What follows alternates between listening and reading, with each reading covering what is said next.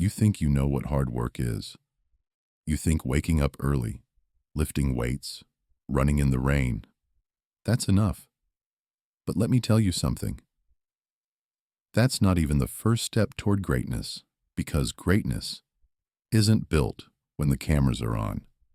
It's built in silence, when no one cares, when no one believes, when the world doesn't even notice that you exist. The making of the machine, Cristiano Ronaldo, Portugal, Madeira, a boy, skinny, hungry, alone. He cried the day he left home for Lisbon. He was 11. His family couldn't afford the trip to visit him.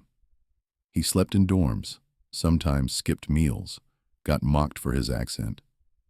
But every night, every single night, he told himself one thing: I will be the best player in the world.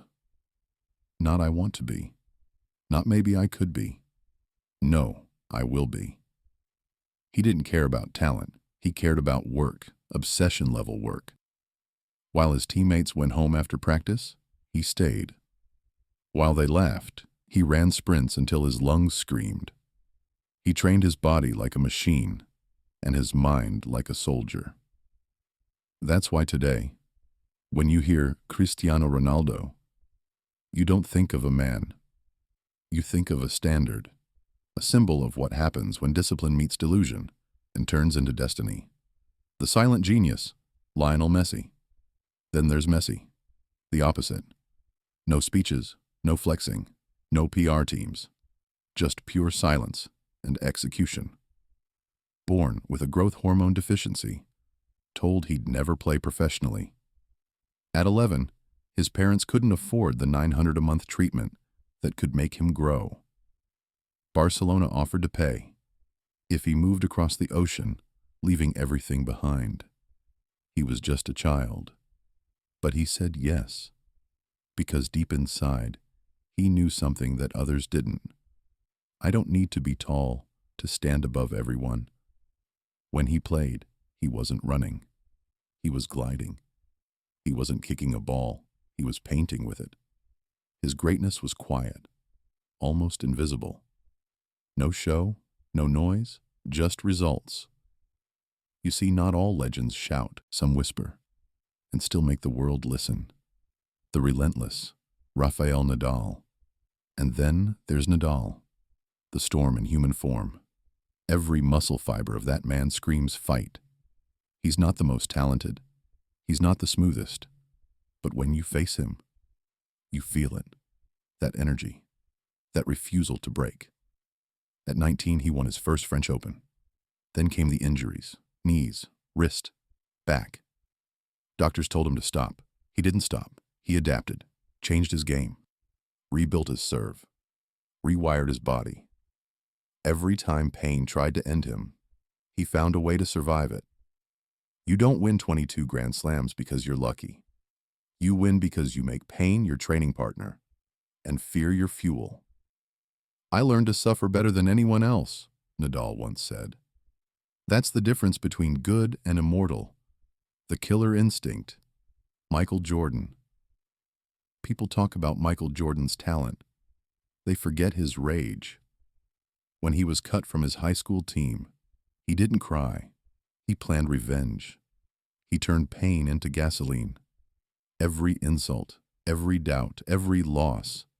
He stored it, burned it, used it. That's why when he stepped on the court, he wasn't playing basketball. He was hunting. Teammates feared him. Opponents hated him. But all of them respected him. He said, I've missed more than 9,000 shots in my career. I've lost almost 300 games. 26 times I've been trusted to take the game-winning shot and missed. I've failed over and over and over again in my life, and that is why I succeed. Greatness is not perfection. It's persistence through humiliation. The Mamba mindset, Kobe Bryant. And then came Kobe, the student who became the master. While others celebrated, he was studying game film at 3 a.m. While others partied, he was perfecting his fadeaway in an empty gym. He wasn't chasing fame. He was chasing immortality. When he tore his Achilles, most people thought it was over. He stood up, walked to the line, and hit 2 free throws. That's not sport. That's philosophy. That's the moment a man decides. Pain doesn't define me. I define pain. Kobe didn't believe in motivation. He believed in obsession. That sacred fire inside you that never dies, no matter how much it hurts. The unbreakable Novak Djokovic. Djokovic was never loved like Federer or Nadal. Crowds booed him. Critics ignored him. But he kept winning. Again, and again, and again. Because greatness isn't a popularity contest. It's a war between your mind and your limits. He meditated. He fasted. He trained his body and soul like a monk trapped in a warrior's body. And when the world mocked him, he smiled, because he knew, the more they hate me, the stronger I become. He turned solitude into his weapon, and silence into his strength. The immortal flame, Muhammad Ali. Before all of them, there was Ali, the poet of pain, the philosopher of fists. He said he was the greatest, before he ever was. People laughed.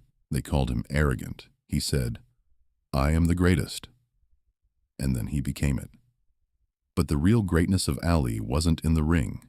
It was outside it.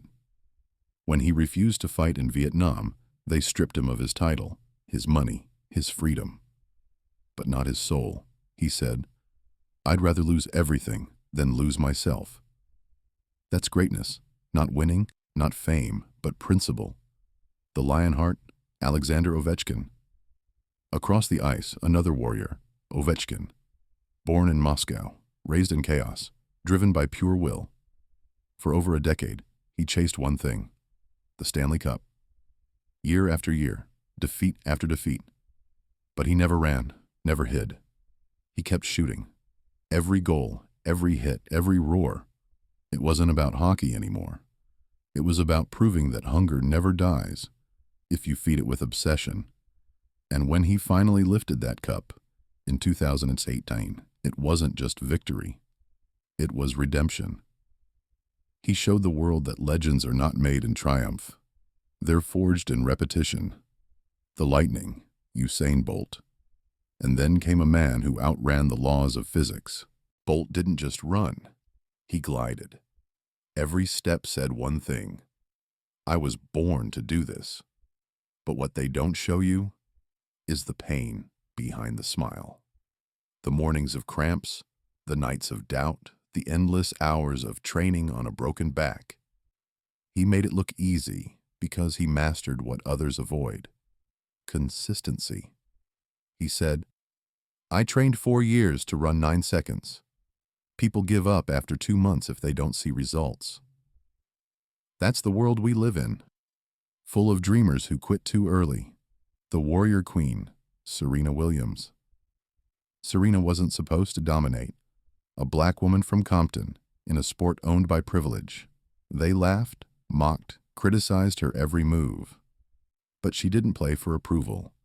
She played for legacy.